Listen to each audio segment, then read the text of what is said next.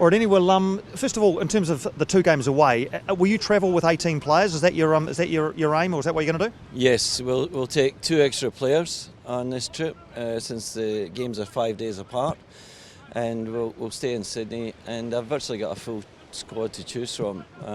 The only person that's not quite 100% is Vince Leah, so I won't be taking Vince Leah. But his progress has been very, very good, so I expect when we come back he'll be fully fit as well.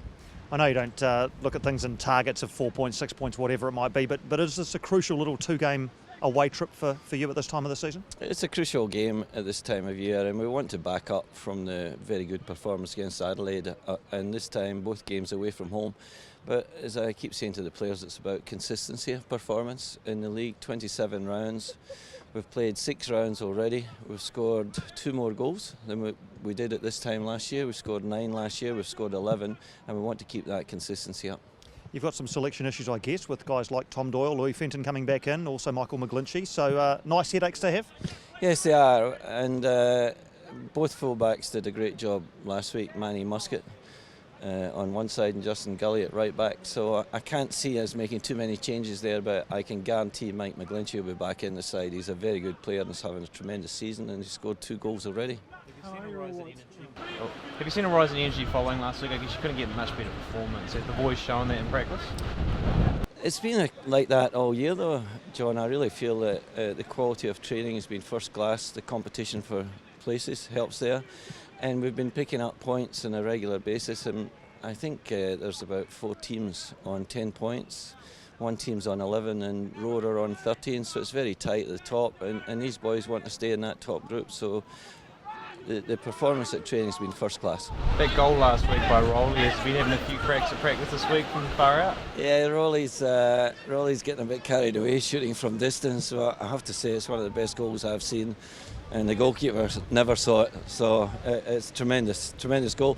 I hope he scores more like the first goal with a cutback when he's in the 6-yard box, because that's where most goals are scored from, but it was a gem and I think the crowd enjoyed it. How are your All Whites guys after their trip away?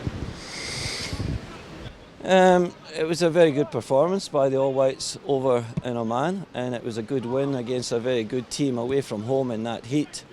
But we're a little bit disappointed that all of our players flew back economy class, whereas some players from other clubs flew back business class. That was a real surprise, especially someone like the vice-captain Mikey McGlinchey, who has played 30-odd times for the All Whites and is the vice-captain, and he had to fly back economy class because he's really suffered in training this week. And I'm not sure why that occurred, but our general manager David Dome is going to speak to New Zealand football about that. So some flew business and some flew economy?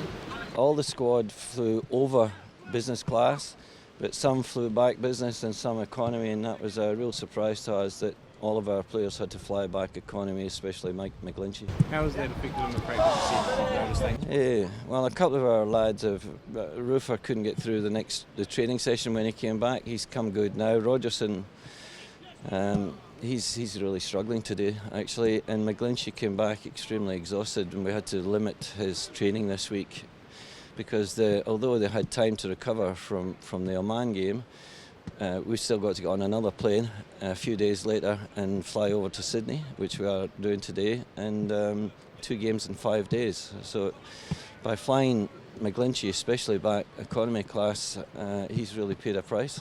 Have you been able to get to the bottom of the decision making around who got which seats? No, I'll leave that to David Dome to deal with. Does it almost make you a little bit reluctant to release players in the future if this sort of thing may reoccur?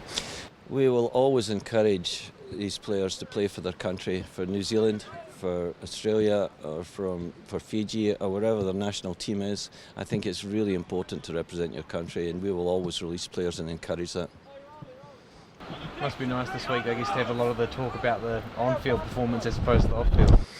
Well, I've never really had a problem with anything of the off-field stuff.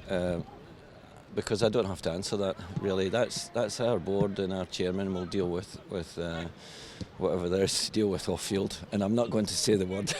Western Sydney, Ernie, form team in the competition, 3 wins in their last 3 games. It'll be a good challenge for you tomorrow night. I think both of those teams are playing good football at the moment. The Wanderers had a really good win against Melbourne City and are scoring goals. They've got a full squad to choose from, and I thought Sydney were outstanding against Victory, and the difference was a couple of goals late on in the game. So 2 really good teams, and hopefully we can match it with them away from home.